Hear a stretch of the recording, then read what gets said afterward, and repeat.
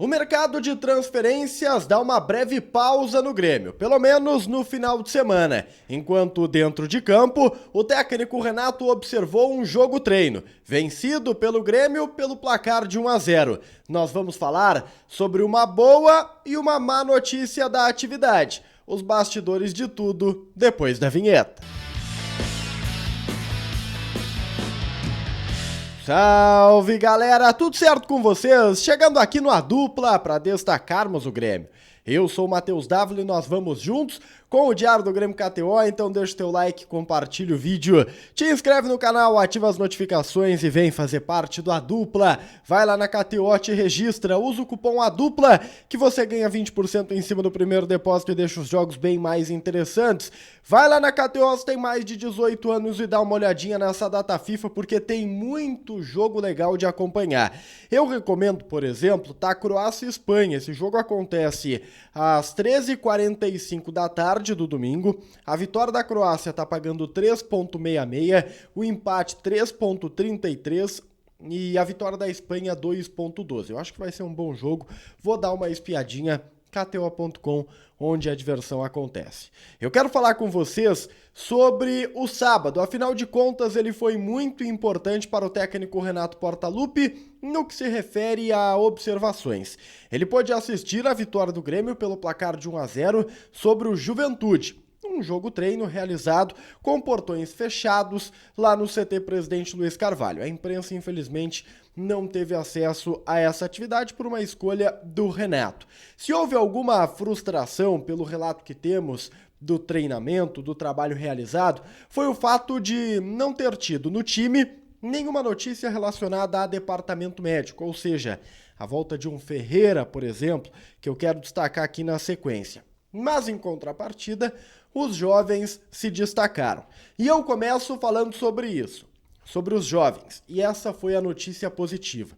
O que deu para perceber, o que deu para colher de relato, tanto no Juventude quanto de pessoas do Grêmio, é que os jovens jogadores foram talvez os pilares desta construção de vitória. O Grêmio colocou em campo atletas como Wesley Costa, Nathan Fernandes, Lian, que fez o gol da vitória, o próprio Zinho no primeiro tempo, e todos eles incomodaram, produziram bastante, acabaram, massacrando, chateando ali a defesa do Juventude, mostrando poder, mostrando qualidade.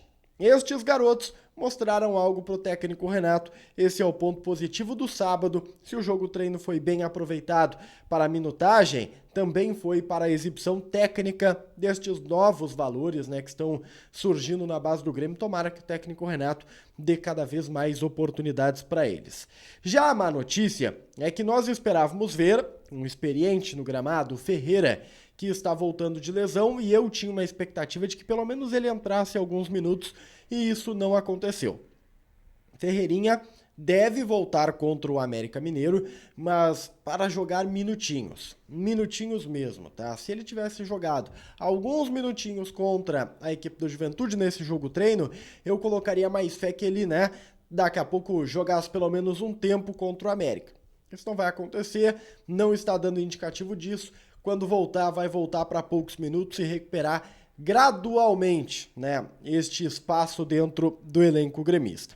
Importante dizer, já que falamos aí desse time do Juventude, que o Juventude veio a Porto Alegre para jogar no CT Presidente Luiz Carvalho com o time de transição, tá? Não era o Juventude da Série B do Campeonato Brasileiro, é o time que vai jogar a Copinha aqui no Rio Grande do Sul, então era um time bem descaracterizado em relação àquilo que a gente vê na Série B do Campeonato Brasileiro.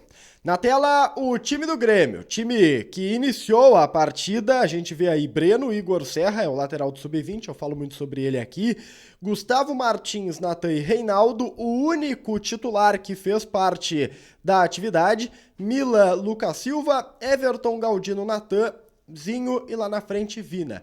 Foi o time que jogou a primeira etapa. No segundo tempo teve essa formação, uma mudança importante, algumas mudanças importantes na verdade. Adriel, Igor Serra, Vieri, Natan e Wesley.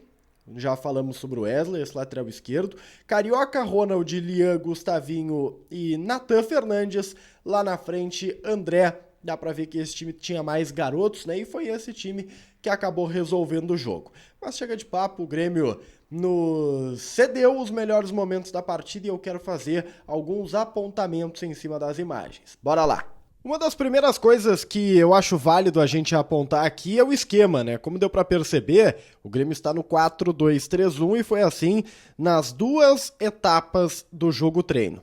O lado esquerdo muito acionado, o Zinho participando muito, mais uma jogada do Zinho, agora, né, fazendo a conexão com o Reinaldo, que serve o Zinho, a finalização não é boa, o Zinho ele precisa aprimorar muito esse aspecto. De novo com o Zinho, ó, indo para a linha de fundo, cortando para dentro e chutando, mas chutando fraco para a defesa do goleiro.